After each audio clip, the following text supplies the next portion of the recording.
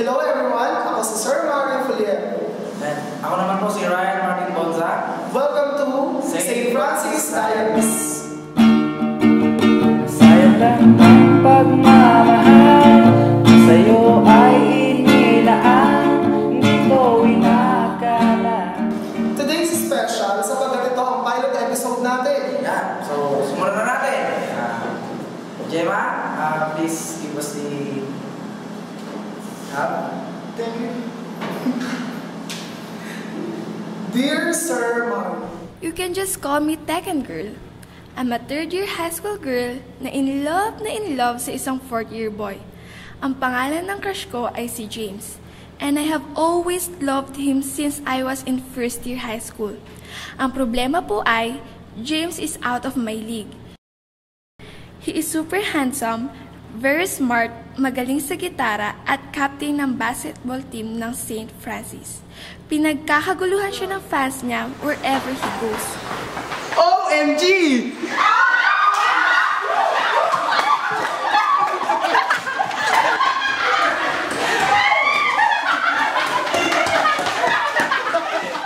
You see, mga sirs, I'm a shy nerdy girl na mahilig sa mga video games like Tekken and Street Fighter. Kaya alam ko na wala akong pag-asa sa kanya. Pero one day, God answered my prayers. Habang naglalaro ako ng Tekken sa PSP ko during recess, biglang nilapitan ako ni James and he said, "Hi! You play Tekken too? Cool! Can I play with you?" Oh God! Muntik na akong nahimatay. Imagine, James, ang crush ng bayan, and wants to play Tekken with me? It turns out that James loves Tekken and wants to be an expert player because he is planning to join a Tekken tournament. I have been playing Tekken ever since I was 10 years old, so expert talaga ako sa Tekken. Lahat ng character sa roster ay kaya kong laruin, from Jin Kazama to Moko Jin. Araw-araw, we spend time together talking and playing Tekken.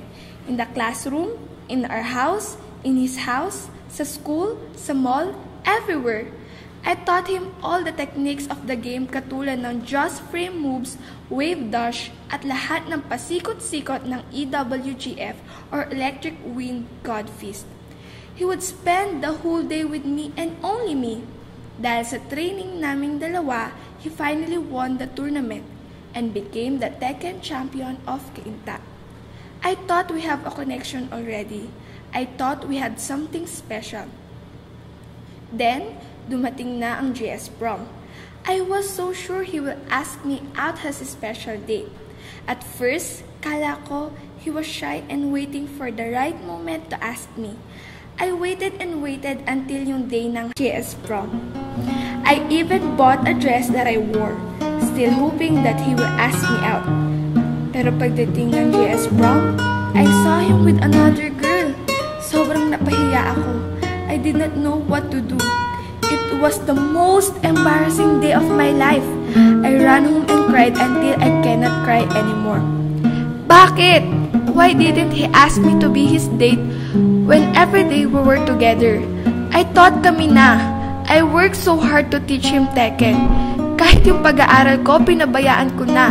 In fact, baka mag-repeat ako ng third year kasi lahat ng major subjects ko bagsak dahil sa training namin ni James. What will I do? Sincerely, Tekken Girl.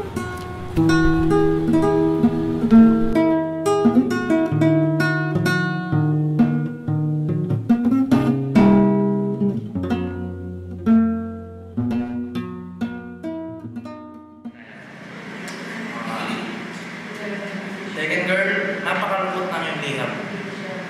Okay? Pinapakinggan namin, napakalungkot. Ang puro ng pighati. Okay? So, problema mo at ninyong dalawa ni James ay ito. May makikita kang dalawang bilog. Okay? Yung isa, ikaw. At yung isa naman, si James. At may nag-overlap sa gitna, yun ang Tekken. Okay? So, hindi effective yung isang bagay lang magpo-connect sa inyong dalawa. Dapat marami. So, sa isang healthy relationship, maraming connections dyan between boy and girl. Okay? Kailangan may isang parehas kayo ng interest, higit sa lahat, kailangan love nyo ang isa. Tignan mo ulit. Ang nag-connect lang sa inyong dalawa ay si Teke. So, ikaw lang ang nag-effort, ikaw lang ang sumalo ng lahat ng bigat, ikaw lang ang umibig, ikaw lang ang umasa, ikaw lang ang naghihintay sa kanya, okay? 24/7 gusto mo siya makasama pero siya ayaw niya rin siguro, ayaw na ipahalata, di ba? So, ito para kay James, ikaw isa kang malaking kasiraan sa mga katulad namin tunay na lalaki. Hindi mo inaalagaan ang babaeng nagpapahalaga sa iyo. Anyway, Tekken girl, high school ka pa lang, so nothing to worry. You will meet another guy who will treat you well. The only advice that I can give you is to improve yourself.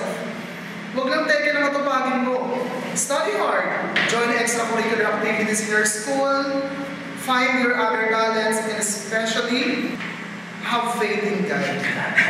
If you improve yourself, makikita mo natural na lalapit at magkakrush sa'yo mga boys. So, that's it. Maraming salamat po muli sa pagtangkilik sa aming pilot episode. Thank you. Ito po ang St. Francis Diaries. Remember, there's much more to life. The romantic love.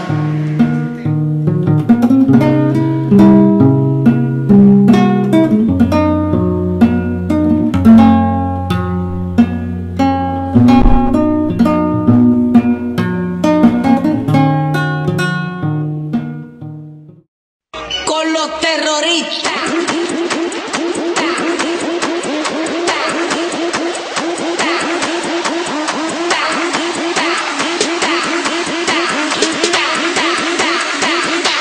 And do the Harlem Shake.